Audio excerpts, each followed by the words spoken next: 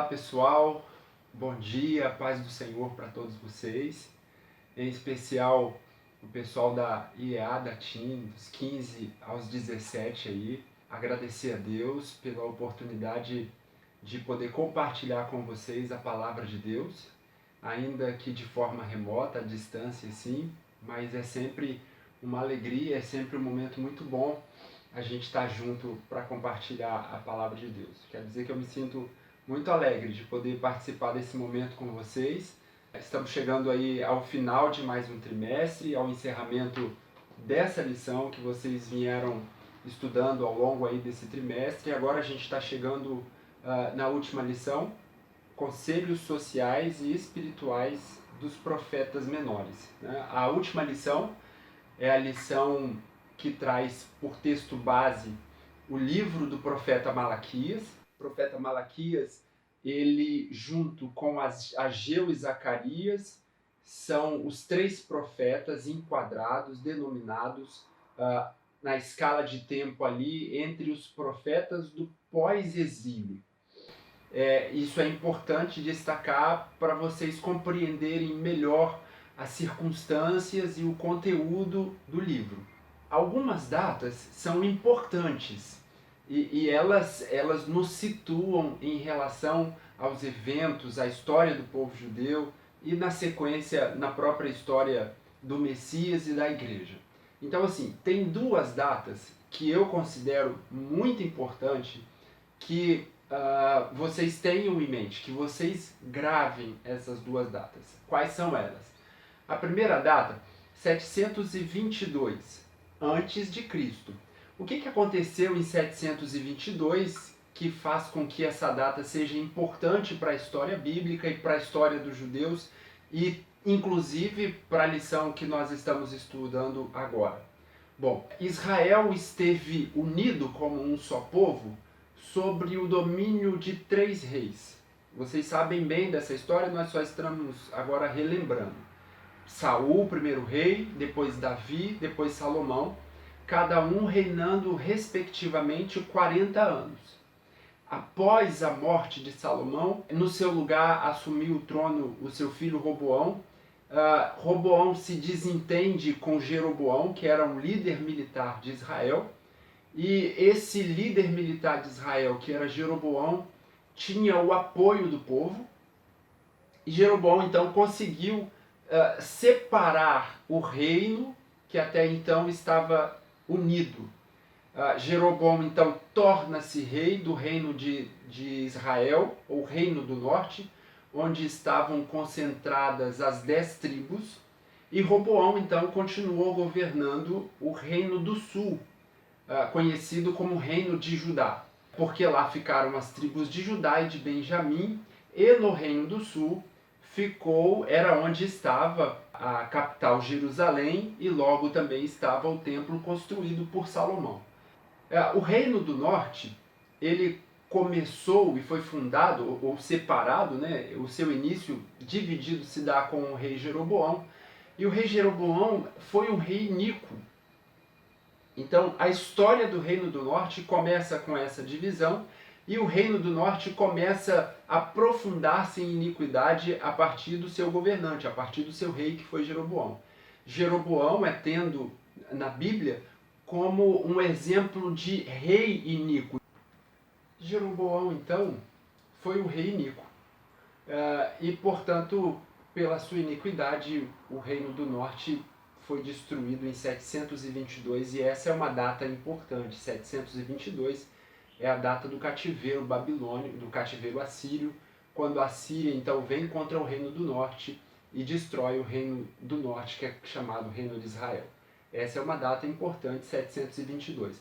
Outra data muito importante é 586 a.C., que é quando aí essa data vai incidir sobre o Reino do Sul, as duas tribos do sul, né, Judá e Benjamim, onde estava o templo de Salomão em Jerusalém. Jerusalém estava dentro do território dessas duas tribos. Então, em 586, o rei Nabucodonosor, ele vem com suas tropas para Jerusalém, marcha sobre Jerusalém, então destrói o templo de Salomão, destrói Jerusalém, e leva o restante do povo cativo para a Babilônia. 586, então, é uma data muito importante, porque nessa data o templo, o centro da adoração, o centro do culto do povo judeu havia sido destruído, então eles estavam desprovidos do seu local de culto. Embora 586 seja essa data importante, o cativeiro babilônico não começa em 586, ele começa em 606, quando a primeira leva de cativos havia sido levada para a Babilônia, dentre eles Daniel e seus amigos. Então, o cativeiro babilônico começa em 606, terminando 70 anos depois, como profetizou o profeta Jeremias. Então, Malaquias, ele se situa no pós-cativeiro babilônico, mas já num tempo mais avançado, quando o templo de Salomão já havia sido reconstruído. Agora esse templo não se chama mais templo de Salomão, mas templo de Zorobabel, que foi um dos governadores que ajudou na reconstrução do templo. Então, a profecia de Malaquias vai se concentrar num cenário histórico onde o templo já está reconstruído, a liturgia está retomada e o serviço sacerdotal também. Então, o que Malaquias vai apontar de pecado? O primeiro pecado apontado por Malaquias, e isso ele faz a partir do primeiro capítulo mesmo, é o pecado dos sacerdotes. O que os sacerdotes, vocês vão verificar isso no versículo 6, no versículo 8, no versículo 13 do capítulo 1 e no versículo 9 do capítulo 2. Os sacerdotes, que foram a classe escolhida por Deus para lhes apresentar os sacrifícios, para nortear os sacrifícios como deveriam ser feitos, eles estavam desprezando o altar do Senhor. Eles estavam trazendo pão imundo sobre o altar do Senhor. Tá aqui, olha, versículo 6, o filho honrará o pai, o servo ao seu senhor. Eu sou o seu pai, onde está a minha honra? Eu sou o seu senhor, onde está o meu temor? Diz o Senhor dos Exércitos, a vós, ó sacerdotes, que desprezais o meu nome e dizeis, em que desprezamos nós o teu nome? Ele responde, ofereis sobre o meu altar pão imundo, e dizeis, em quem tem havendo-te profanado?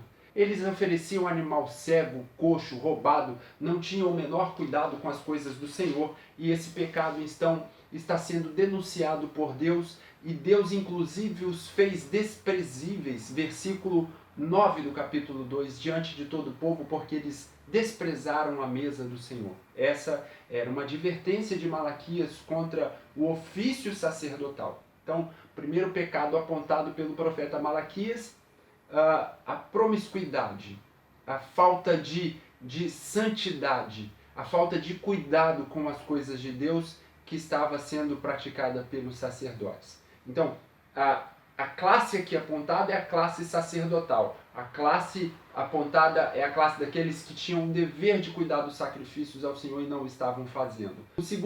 A segunda classe apontada aqui, então, é o povo. O pecado do povo é apontado. E aí, o profeta vai falar mais especificamente sobre o pecado do povo no capítulo 2 e no capítulo 3. No capítulo 2, ele vai iniciar apontando o pecado do povo, em especial falando sobre a infidelidade conjugal.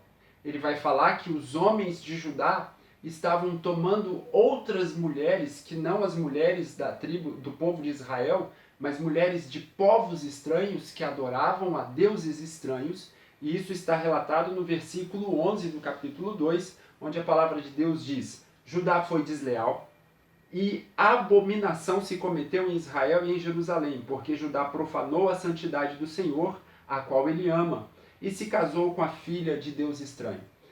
Então, os homens de Judá estavam deixando as suas mulheres, eles estavam abandonando as suas mulheres e casando com mulheres de povos estranhos. E aí, o profeta está denunciando isso.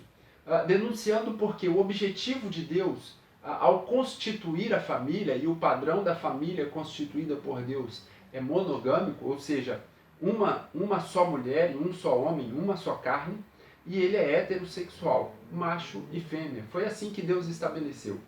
Então, quando Deus diz ao povo que era para eles tomarem apenas esposas e maridos dentre o povo, é porque ele tinha um objetivo com isso, e ele relata esse objetivo dessa união no meio do povo, no versículo 15 do capítulo 2.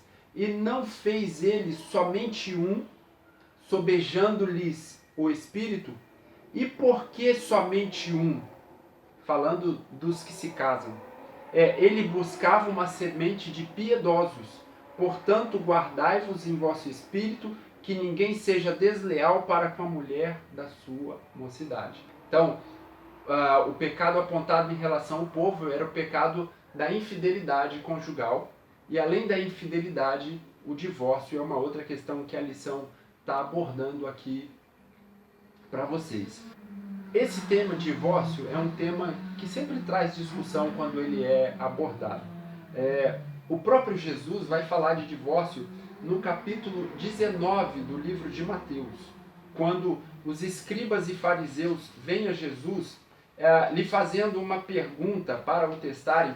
Perguntaram a Jesus: Mestre, é lícito ao homem repudiar sua mulher por qualquer motivo? E Jesus vai responder isso de forma muito clara. Ele vai dizer: disse-lhe ele, por causa da dureza do vosso coração vos foi permitido repudiar vossa mulher, mas no princípio não foi assim. E aí agora Jesus vai falar de que aquele que repudia a sua mulher e casa-se com outra, comete adultério. E o que se casa com a repudiada também comete adultério. Mas no versículo 9, quando Jesus vai falar disso, ele cita aquilo que nós chamamos de cláusula de exceção. Ou seja, quem não vai cometer com adultério se casar-se novamente? Quem não vai cometer adultério se casar-se com uma mulher repudiada? Aqueles que fazem isso quando esse divórcio não se deu por causa da prostituição. Vamos ler o versículo 9. Eu vos digo, porém, que qualquer que repudiar sua mulher, não sendo por causa de prostituição, e casar-se com outra, comete adultério. E o que casar com a repudiada também comete adultério. Então aqui está a cláusula de exceção. Eu vou ler o texto colocando a cláusula de exceção no final, para vocês entenderem um pouquinho melhor, para ficar mais didático. Eu vos digo, porém, que qualquer que repudiar sua mulher, vou tirar o texto, e casar com outra, comete adultério. E o que casar com a repudiada também comete adultério. Aí eu vou colocar a cláusula de exceção agora no final. A não ser por causa de prostituição. Algumas outras versões vão trazer, ao invés de prostituição, a palavra adultério. Mas essa palavra no original grego, porque o Novo Testamento foi escrito em grego, é porneia. E porneia significa incastidade, prostituição, fornicação, vários tipos de relação sexual ilícita. Porneia é um termo grego que dá origem a uma palavra que a gente conhece muito bem no português, que é pornografia. Dela também deriva a palavra prostituição. Então, aqui Jesus está explicando que, em sendo cometido o adultério, a prostituição ou relações sexuais ilícitas, aquele que é vítima desse pecado, ele não comete adultério se casar-se de novo. Uma outra recomendação que Paulo faz sobre essa questão do casamento está no capítulo 7 de 1 Coríntios, em especial no versículo 15. Antes do versículo 15, Paulo vai dizer que se o casal é de salvos, é de crentes, que não se deve separar. O homem não deve deixar sua mulher e a mulher não deve deixar o seu marido. Porque se separar, que se reconcilie, porque esse é o padrão de excelência do cristianismo. Nenhum líder responsável, nenhum pastor responsável, mesmo que haja um adultério, vai recomendar o divórcio. Porque o interesse de Deus é que sempre haja a reconciliação, para que a família possa viver feliz. Então o padrão de excelência de Deus não é o divórcio, é a reconciliação, o perdão e a reconciliação dessa família. Eu tenho certeza que filhos que têm seus pais divorciados desejariam gozar da mesma alegria, do mesmo prazer do convívio familiar que tinham antes desse divórcio e dessa separação. Então é isso que a Bíblia recomenda e é isso que qualquer líder religioso cristão responsável deve recomendar, que sempre haja a reconciliação. Porém, quando isso não é possível, até porque às vezes aqueles que adulteram constituem outra família, têm filhos fora do primeiro casamento, então essa pessoa que foi vítima do adultério, em se casando de novo, ela não comete adultério. Versículo 15 da primeira carta de Paulo aos Coríntios, no capítulo 7, vai dizer assim: se o descrente se afastar do fiel, afaste-se, aparte-se. Porque neste caso, em que o descrente se afasta, o irmão não está sujeito à servidão, mas Deus chamou-nos para a paz. O que Paulo está usando e a figura que ele usa na carta aos Romanos e agora em Coríntios, ele usa duas expressões. Eleiteria, que fala de liberdade, de ser livre, e doulos, que fala de escravo. E aqui Paulo vai usar a palavra doulos, que vai dizer que aquele que é abandonado não está sobre servidão, sobre escravidão. Portanto, ele está livre. Aquele cristão, aquele servo de Deus que foi abandonado pelo seu cônjuge, ele não é obrigado a manter-se sozinho porque o cônjuge o abandonou. A referência para isso é 1 Coríntios capítulo 7, versículo 15. Portanto, nessas situações está respaldado que esse que foi vítima dessa situação possa constituir um casamento e viver sua vida feliz. Lembrando sempre que dentro das possibilidades, dentro daquilo que é uma realidade possível, a recomendação bíblica é sempre a reconciliação. Então, essa é uma referência que Deus faz, que Malaquias faz por meio da sua profecia para a manutenção da família, que é um ambiente de alegria, de paz para aqueles que fazem parte desse convívio. E essa é mais uma situação apontada no livro de Malaquias e era parte do pecado do povo de Judá, a questão da infidelidade conjugal e do divórcio e do abandono da família. A outra questão abordada por Malaquias, e que também é um tema bem atual para a gente, de vez em quando surge uma discussãozinha no meio de vocês, no meio da igreja, sobre a questão do dízimo. Um dos textos mais conhecidos acerca do dízimo está em Malaquias 3,10. Trazeis todos os dízimos à casa do Senhor, para que haja mantimento em minha casa. Depois fazei prova de mim, se não vos abrirei a janela dos céus, e dela vos advenha maior abastança. A discussão às vezes surge porque algumas pessoas, por não estudarem a Bíblia com um maior cuidado, não buscarem textos que falem sobre o assunto, vão dizer que o Novo Testamento não recomenda e não fala sobre a necessidade e a manutenção do dízimo na Nova Aliança. Mas para a gente depois chegar no Novo Testamento, primeiro vamos lembrar como é que isso foi estabelecido lá no Antigo. O dízimo foi estabelecido para o povo judeu de forma mais clara ali no livro de Levíticos, onde a partir do dízimo e das ofertas das outras tribos, os levitas então teriam o seu sustento.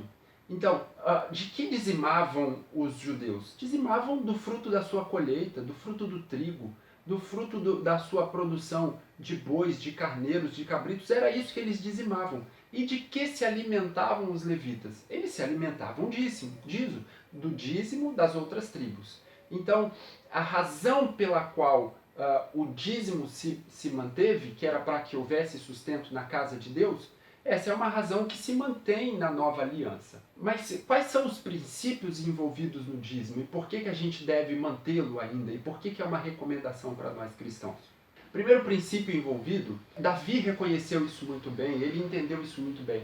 Ele demonstra isso em duas passagens. Salmo 24, versículo 1, ele vai dizer que do Senhor é a terra e a sua plenitude, o mundo e aqueles que nele habitam. Quando estava recolhendo as ofertas para a construção do templo, no primeiro livro de Crônicas, no capítulo 29, salvo engano, versículo 14, Davi vai dizer a Deus: olha, porque tudo vem de ti, da tua mão recebemos e a ti nós devolvemos. Essa deve ser a postura de um verdadeiro servo do Senhor, que apesar de todas as conquistas, apesar de onde tenha chegado, por mais longe que tenha ido, ele reconhece que tudo vem do Senhor. Aquilo que nós temos, a nossa herança, a nossa disposição, a nossa força, o nosso carro, a nossa casa, o nosso salário de cada mês, o alimento que chega, isso vem de Deus, isso vem do Senhor, é Ele quem provê todas as coisas. Quando eu reconheço que é Deus que provê todas as coisas, eu passo a ser grato. E como grato que sou, eu passo a contribuir, eu passo a ser mais um elemento de contribuição para a manutenção da casa do Senhor. Então esse é o primeiro princípio envolvido. Deus é o dono de todas as coisas. Ele era no Antigo Testamento, na Antiga Aliança, e Ele continua sendo na Nova. Então, se ele é o provedor de todas as coisas, eu continuo sendo grato a Deus. Segunda razão era para que houvesse mantimento na casa do Senhor. Para quem? Para sustento dos obreiros.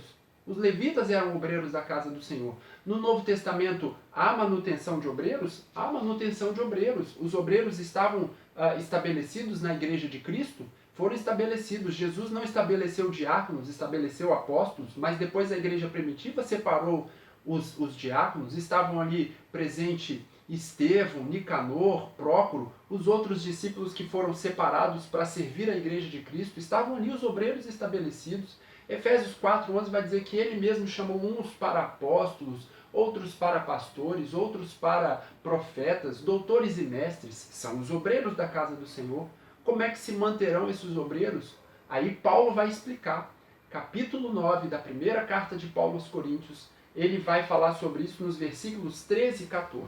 Paulo pega a figura do templo e vai aplicar a nova aliança. Então ele vai dizer: não sabeis vós que os que administram do que é sagrado comem do que é do templo?